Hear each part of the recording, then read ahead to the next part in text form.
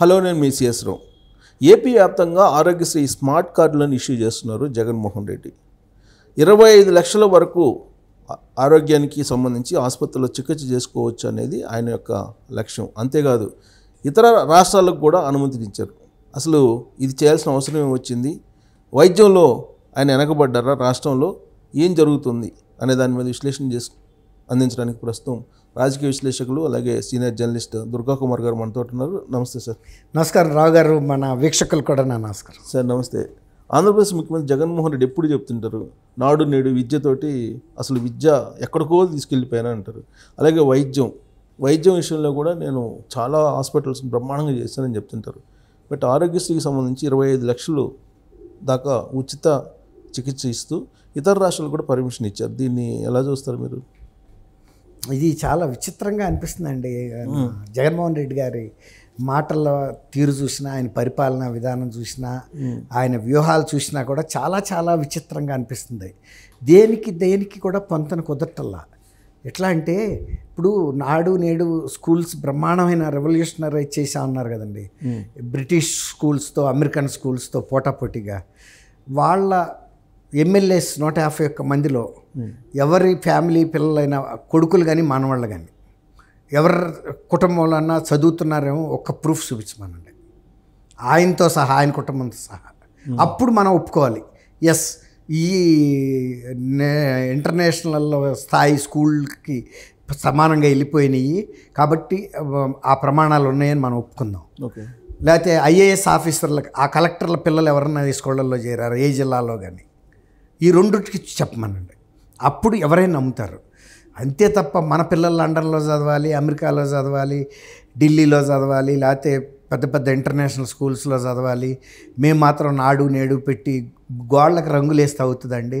పంచాయతీ ఆఫీసులు కూడా అంతకుముందు పార్టీ రంగులు వేసి సుప్రీంకోర్టు రాగా వెళ్ళి రంగులు డబ్బులు ఖర్చు పెట్టారు, ప్రజల డబ్బులు 2 సార్లు. మళ్ళీ సుప్రీంకోర్టు 3,000 కోట్ల పైన ఖర్చు నీళ్లలో పోశారండి. ఇప్పుడు ఇది కూడా పార్టీ కార్యకర్తలని బతికించడం కోసం నాడు నేడు స్కూళ్ళని పెట్టి కమిటీలు వేసి ఈ పర్చేసింగ్ రైట్స్ ఇవన్నీ కూడా వాళ్ళకి ఇచ్చారు. బాగు చేసేటంలో కొంత కమిషన్ ప్రపంచవ్యాప్తంగా పోటీ పడటంగా చెబుతున్నారు. ఇప్పుడు తాజాగా ఏంటంటే రంగులతో అవుతాయండి విద్య, వైద్యం, ఈ రెండు వైద్యం దగ్గర కూడా వస్తా సార్. ఇప్పుడు గవర్నమెంట్ ఇప్పుడు ఆయన ఇవాళ తెలిసిందండి ఆయనకి ఆంధ్రప్రదేశ్ ప్రజలకి జబ్బు చేస్తే 25 లక్షల రూపాయల ఖర్చు కూడా అవుతుంది హాస్పిటల్స్లో అని ఇప్పుడు తెలిసిందా? నీకు ఎలక్షన్ ముందు కిందసారి ఎలక్షన్లో ఏం చెప్పాడు తెలుసా? ఎవడన్నా కనుక ఎన్నికల 6 నెలల ముందు కనుక వచ్చి కనుక ఏమన్నా హామీలు ఇస్తే చెప్పు తీసుకుని కొట్టమని చెప్పాడు. జనాన్ని చెప్పు తీసుకు కొట్టండి. వాడు చిత్తశుద్ధితో రాలాడు, మీ ఓట్లను దృష్టిలో పెట్టుకొచ్చాడు. అప్పుడు రాక వచ్చాడంటే ఎందుకు ఊరుకుంటున్నారన్నాడు. ఇప్పుడు అది ఆయనకు కూడా అది అప్లై అవ్వాలి కదా. ముఖ్యమంత్రిగా నువ్వు 4 సంవత్సరాలు 8 నెలలుగా నువ్వు ఉన్నప్పుడు ఇది ఎప్పుడో చేయాల్సింది. నువ్వు రాగానే నీకు జ్ఞానం లేదా? అప్పటికి తక్కువ ఉంది, 5 లక్షలే ఉంది, ఒక్కొక్కరికి జబ్బు చేస్తే 25 లక్షల దాకా వెళ్తుందని ఆ రోజే చేస్తుంటే అప్పటి నుంచి అలా నీ పేరు చెప్పుకుని ఎంతమంది వైద్యం పొందేవాళ్ళు, ఇప్పుడు ఎంతమంది చచ్చిపోయారు వైద్యం చేసుకోలేక. నువ్వు ఇచ్చిన 2 లక్షలు 3 లక్షలు ఆ సాలక. ఇప్పుడు బావిలో ఎంత లోతుందో అంత శాంతాడు కావాలి కదండి నీళ్లు పైకి రావాలంటే. నేను ఒక బారిడి తాడిస్తాను, నువ్వు వెళ్ళి కొండవీళ్ళలో నీళ్లు తోడమంటే ఎక్కడ నీళ్ళు వస్తాయి? నువ్వు ఎంత లోతైనా పర్వాలా, నువ్వు వెళ్ళు, శాంతాడు నేను ఇస్తానంటే అప్పుడు నీళ్లు బకెట్తో ఎంత నీళ్ళైనా కానీ పైకి తెచ్చుకోగలుగుతాడు ఎవడైనా. ప్రాణం నిలుపుకునేవాళ్ళు ఎంతోమంది. ఈ 4.5 ఏళ్ళగా ఎంతమంది డబ్బులు లేక కరోనా టైంలో కానీ వైద్యం చేసుకోలేక అప్పులు సరిగ్గా అందక ఎంతోమంది చచ్చిపోయారు. అంటే 5 లక్షల నుంచి 10 లక్షలు, 10 నుంచి 15 లక్షలు చేసి 25 లక్షలు చేశారండి. స్మార్ట్ కార్డు ఇష్యూ చేస్తున్నారు. ఇప్పుడు దానికి తగ్గట్టు ఏంటంటే ఇక్కడ వ్యాధుల సంఖ్యను కూడా పెంచారు. వ్యాధుల సంఖ్య పెంచారు, అన్నీ పెంచారు సార్. అసలు ఇప్పుడు ఈ ఏళ్ళకి ఇవ్వటానికి గవర్నమెంట్ ఎంతో ఈ ప్లాన్ అంతా గవర్నమెంట్ మొదటి నుంచి ఉంది కదండి. 5 నుంచి 10, 10 నుంచి 15, 15 నుంచి 25 లక్షలు. ఇప్పుడు ఇవి కార్పొరేట్ హాస్పిటల్లో ఎందుకు చేయించుకోవాలండి వైద్యం? ఆ ఫెసిలిటీ సపోజ్ 10 మందికి ఇచ్చిన డబ్బులతో సిటీ స్కాన్ లాంటి మిషన్లు ఏ జిల్లాకు ఆ జిల్లాలో కొనేసుకోవచ్చు గవర్నమెంట్ హాస్పిటల్స్లోనే. రీజనల్ అది మళ్ళీ డివిజన్ లెవెల్లో హాస్పిటల్స్ ఉన్నాయి. అలాంటి హాస్పిటల్లో కూడా ఈ మనం ఇదో పెద్ద మాఫియా రావు గారు. ఇప్పుడు కాదు, ఆరోగ్యశ్రీ ఫస్ట్ పెట్టినప్పుడే ఈ హైదరాబాద్లో యశోద, కేరు, అపోలో ఇలాంటి పెద్ద పెద్ద హాస్పిటల్స్ ఉన్నాయి చూసారా, వాళ్ళకి ఎంత పికప్ వచ్చిందంటే మామూలుగా కాదు. ఆ కార్డు పట్టుకొచ్చేసి వైద్యం చేయించుకున్నారు అనుకోండి. ఇప్పుడంటే గవర్నమెంట్ ఆరోగ్య కార్డులు పట్టుకెళ్తే ఆంధ్రప్రదేశ్ చేయట్లా. అంతకుముందు రాజశేఖర రెడ్డి గారు అప్పుడు ఈ హాస్పిటల్స్ బ్రాంచ్లు విపరీతంగా పెట్టుకోగలిగి వాళ్ళ ఆర్థిక పరిస్థితి కూడా బ్రహ్మాండంగా పరిపుష్టమైంది. ఇప్పుడు సొంత డబ్బులతో పెట్టుకుని వెళ్ళేవాళ్ళు ఒకటికి 4 సార్లు ఆలోచించుకుంటారు సార్. ఇంకొకటి చెప్పాలంటే మామూలుగా చిన్న తరగతిలో కానీ మధ్య తరగతి వాళ్ళు కూడా ఇప్పుడు అక్కడికి వెళ్ళి ఒక 20 లక్షలు ఖర్చు పెట్టుకున్నా 15 లక్షలు ఖర్చు పెట్టుకున్న తర్వాత కూడా ఆ మనిషి బతుకుతాడా లేడా అని అనుమానం ఉన్నప్పుడు ఎవరైనా కనీసం 15 లక్షలు ఉంటే బిడ్డలన్నా కుటుంబం అన్నా రోడ్డును పడకుండా ఉంటుంది. సరే ఏదో ఒక వైద్యం చేయించుకుని కొంతమంది బతికిన వాళ్ళు ఉండారు, పోయిన వాళ్ళు కూడా ఉండారు.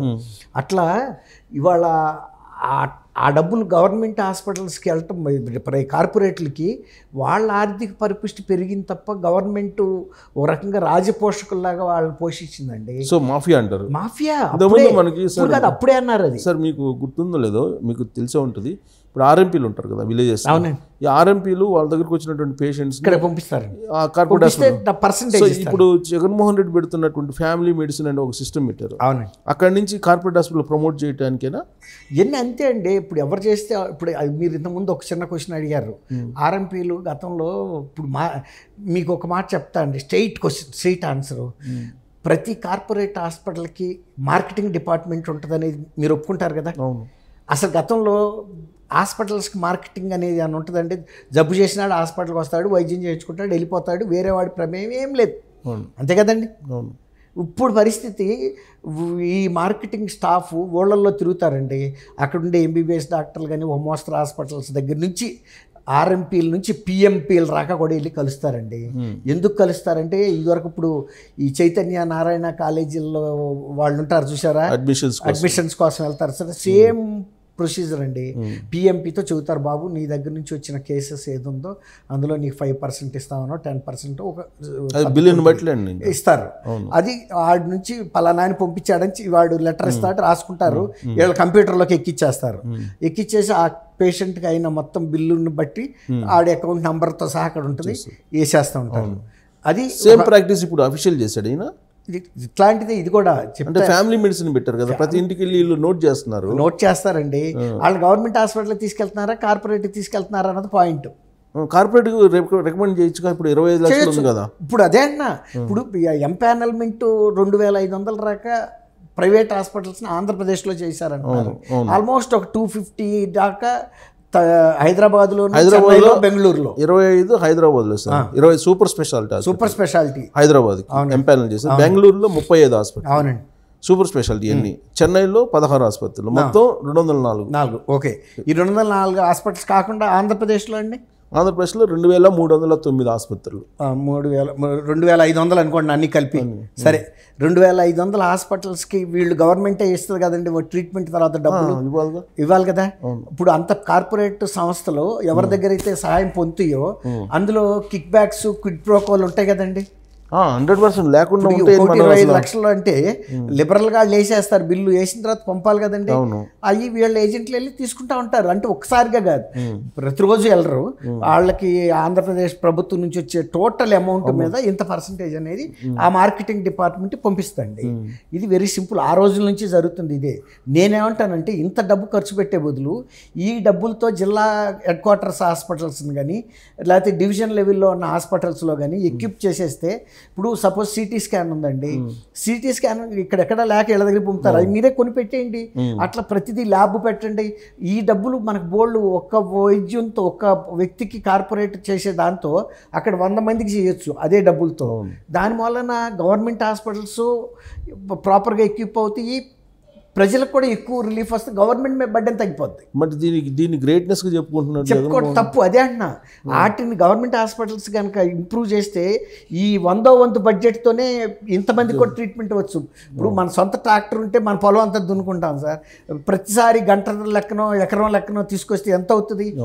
సేమ్ ఇది కూడా అంతే, సొంతం మన దగ్గరే ఉండాలి. సో ఇదంతా ఒక మాఫియాని క్రియేట్ చేస్తారు డెఫినెట్గా. ఇది ఇప్పుడు కాదండి, రాజశేఖర రెడ్డి గారి టైంలో అప్పుడు హైదరాబాద్లో డాక్టర్స్ మనందరికీ తెలుసు కదండి, కార్పొరేట్ హాస్పిటల్స్లో డాక్టర్స్తో పరిచయాలు ఉంటాయి. మనం ఇప్పుడో అప్పుడో కలుస్తానుంటాం, వాళ్ళు చెప్తానుంటారు. వాళ్ళే కూడా చెప్పారు, ఎందుకంటే మాకు ఈ డబ్బులు మాఫియా సైజుని పెంచారు అంతే, విస్తృత అయింది. అది చివరి నిమిషంలో, అది ఓట్ల కోసం. ఇప్పుడు ఆయన అన్నట్టే కనుక 2-3 నెలల ఎలక్షన్ ముందు పెడితే మరి ఈయన్ని దేంతో కొట్టాలి? ప్రజలు నిర్ణయించుకోవాలి. ఆయన చెప్పిన మాటే ప్రజలకు గుర్తెచ్చుకోవాలి. రైట్ అండి, థ్యాంక్ యూ వెరీ మచ్. గారు నమస్కారం. నమస్తే. సో మాఫియా సైజ్ని అయితే జగన్మోహన్ రెడ్డి పెంచారు ఆరోగ్యశ్రీ రూపంలో. ఇప్పటివరకు హాస్పిటల్ దోచుకున్న దాని సైజుని పెంచారు.